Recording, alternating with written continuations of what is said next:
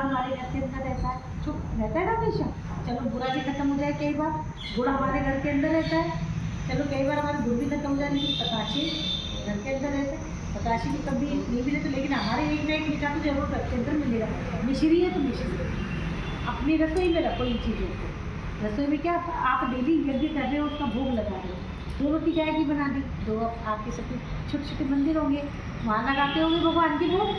2 अपने आप में एक यज्ञ भगवान की रोटी बनाओ।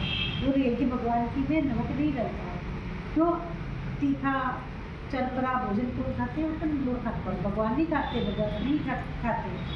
तो एक जैसे अलूनी रोटी कैसे निकालोगे? सबसे पहले आटा लगाते ना, तो पानी डालते हैं, वैसे गीला आटा हो जाता है, तो थोड़ी सी गीले आटे को चकले पे रख दो, फिर बाद में अलग ही थोड़ा सा, फिर उसमें नमक डालो, नमक, हाँ, फिर उसमें भले ही चाहे आप आटे में नमक डाल दो।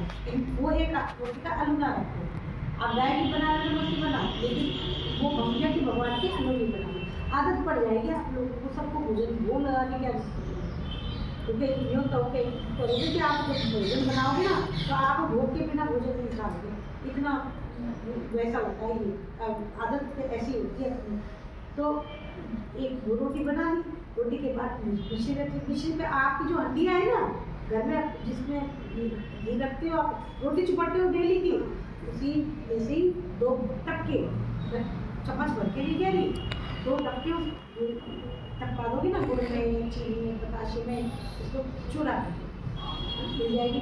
5 ग्लास बाजरे जैसे रोटी के, और ऐसे रोटी को अपने उसमें उसमें मीठे में मिला लो। हवन सामग्री बन गई है। हवन सामग्री किसकी बन गई? अपनी मीठे की, और है ना। तो एक आहुति लगाएंगे, ओम भूर्भुवः स्वः तस्य वितुर्वरेण्यं भर्गो देवस्य धीमहि, लगाओ आप इससे, है ना। इदम ब्रह्मा, किसकी संतान है? ब्रह्मा जी की संतान है। ब्रह्मा जी ने भोजन कर लिया तो हमारे घर के अंदर कितने ब्राह्मणों ने भोजन कर लिया। हमारी इतनी साफ देवी हम नहीं करा सकते ना भोजन, लेकिन हमने यज्ञ के द्वारा उनको कटोरी को गैस पे रखो, हाँ गैस पे रखो, कटोरी अलग रखोगी ना तो प्रज्वलित हो जाएगी। उसके अंदर 1 टपका घी छोड़ोगे ना तो आग पकड़ लेगी, कटोरी आग पकड़ लेगी। उसके अंदर छोड़ दो, गैस कर दो, आपको लग रहा है कि प्रज्वलित हो गई है ऐसे, उसमें छोड़ते चलेगा।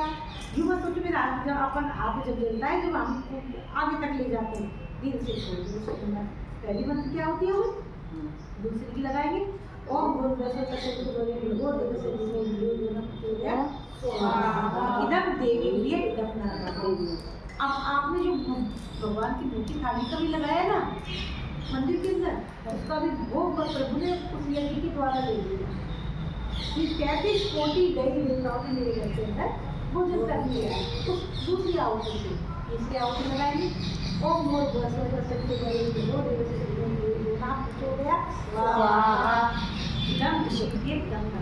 अब हमारे पूछे क्या लगता है, हमारे ऋषि लगता है ना, लेकिन आपकी शक्ति 5% ही काम करती है, 4% हमारी शक्ति क्यों काम नहीं करती?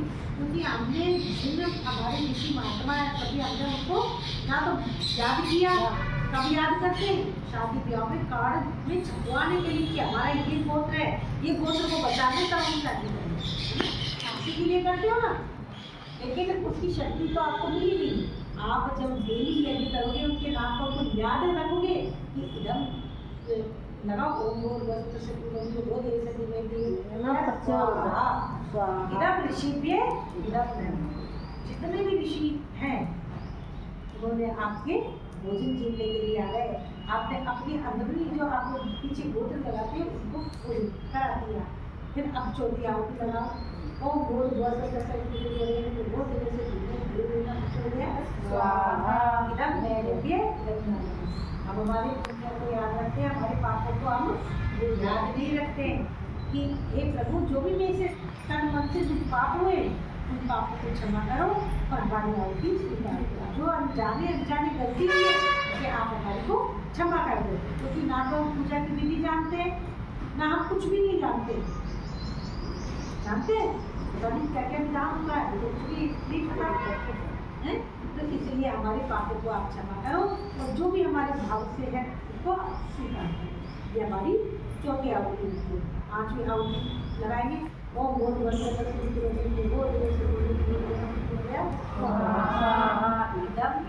भूखे भी का मतलब क्या होता है, मेरी जितने भी घर के देवी देवता है वो भोजन स्वीकार करें। कई बार क्या होता है कि जो मर जाते हैं उसी में आते हैं, लेकिन वो हमारी घर की रक्षा करते हैं।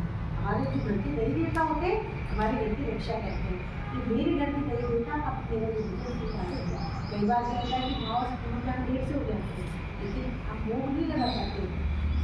जब भोगन किया ये अपनी त्रुटियों में क्षमा कर देते हैं जो आप डेली भोग लगाता है।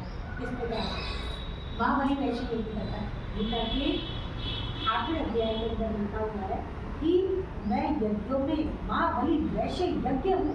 इस घर के अंदर यज्ञ होता है, इसमें मैं स्वयं में आता हूँ और भोजन स्वीकार करता हूँ उस घर का। और छंदों में मैं गायत्री छंद हूँ। गायत्री माँ की उपासना तो अपन भारत को देश है ना, लेकिन उसको माँ की उपाधि हमने दी है। इसी प्रकार हमने जोड़ा है क्योंकि हम तो ये हमारी 5 आहुति है। तो बूंद आप उसके घी के छोड़ दें इसके अंदर। कैसे?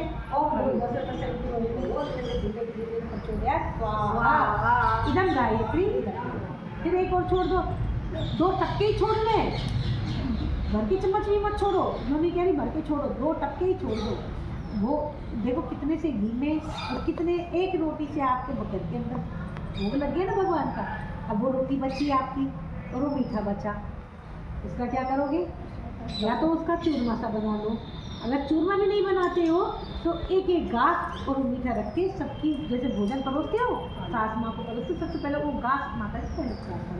बच्चे जाए उससे स्कूल से जाने से पहले आप ये भोग लगा दो माँ बलि वैश्य